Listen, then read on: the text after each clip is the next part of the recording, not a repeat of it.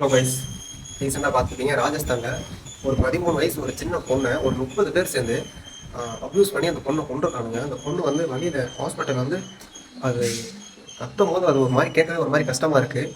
இது என்னன்னா வந்து ஒரு ஆட்டோ ரிக்ஷாக்காரன் ஸ்கூல்லேருந்து கூட்டு போகிறேன்ட்டு கூட்டு போய் இது பண்ணனால ஒரு 30 பேர் அவங்க கூட சேர்ந்து ஒரு 30 பேர் இந்த மாதிரி 5 நாள் வச்சு இந்த மாதிரி அந்த குழந்தைய வந்து சித்திரவதை பண்ணி கொண்டிருக்கானுங்க.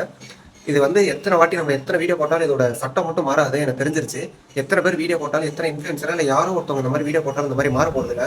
இது மாறணும்னா சட்டம் மாறினா மட்டும்தான் வந்து சட்டம் உங்களுக்கு மாறணும், இல்லைன்னா இது மாறாது.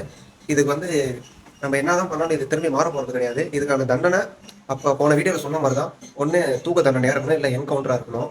அது இல்லைன்னா இது மாதிரி மாறாது. இந்த மாதிரி ஒரு 30 பேர் சேர்ந்து இதை பண்ண மிருகங்களோட குடும்பத்தில் இருக்கவங்கள இந்த மாதிரி அக்காவோ தங்கச்சோ இந்த மாதிரி அவங்களால பண்ண முடியுமா? ஏன்னா அப்போ புத்தி வந்து வரும், இது நம்ம குடும்பம்ட்டு. இதே வந்து வெளியில இருக்கவங்கள நீ பண்ணும்போது மட்டும் உனக்கு வந்து புத்தி வந்து தோணாது. ஏன்னா அது வெளியே இருக்கவங்கன்ட்டு ஃபர்ஸ்ட் வந்து நம்ம பழகணும். நம்ம வீட்டில் இருக்கவங்கள மாதிரி தான் வெளியே இருக்கவங்களே பார்க்கணும்னு நம்ம பழகினா மட்டும்தான் அந்த மாதிரி நடக்காது. இதுக்கான சட்டம் மாறணும். இது மாறணும்னா இது மாதிரி தான் நடக்கும். இப்போ இந்த பண்ண ஆட்டோ ரிக்ஷாவால் இதில் இருக்க துறையில் இருக்கவங்களுக்கு தான் பல பேருக்கு வந்து கெட்ட பேராகவும் நிறைய பேர் வந்து அவங்களுக்கு கெட்ட பேர் வந்து கொடுக்குறாங்க. இது மட்டும் இல்லை, இது மாதிரி பல துறையில் வந்து சில மிருகங்கள் பண்ணுறதுனால தான் அந்த துறையில் இருக்கவங்களுக்கு வந்து கெட்ட பேர் ஆகுது. இதுக்கு ஒரு முன்னுதாரண வீடியோ பார்த்தீங்கன்னா வந்து நம்ம தமிழ்நாட்டில் ஒரு பொண்ணு வந்து ஆட்டோவோ இல்லை டாக்ஸி வந்து புக் பண்ணியிருக்காங்க. அவங்க பஸ் புக் பண்ண இடம் எங்கன்னு பார்த்தீங்கன்னா வந்து ஒரு ஸ்பாட் வந்து ரொம்ப இருட்டாக இருக்கு, அங்கே யாருமே ஆள் இல்லை நைட்டு. அப்போ அந்த டிரைவர் என்ன பண்ணாருன்னா அந்த பொண்ணு பஸ் ஏற வரைக்கும் அவர் கூட நின்று அந்த பொண்ணை ஏற்றி விட்டு அந்த டிரைவர் போனார். இந்த மாதிரி நல்லவங்க நிறைய பேர் இருக்காங்க.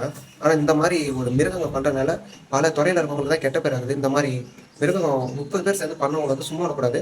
அந்த 30 பேருக்கு வந்து தூக்கு தண்டனை கிடைக்கணும். தூக்கு தண்டனையா இல்லை என்கவுண்டராக கிடைச்சா மட்டும் தான் அது நல்லது நடக்கும். இதை நீங்கள் வந்து எல்லாத்துக்கும் ஷேர் பண்ணுங்கள், இந்த மாதிரி நடக்காமல் இருக்கணும்.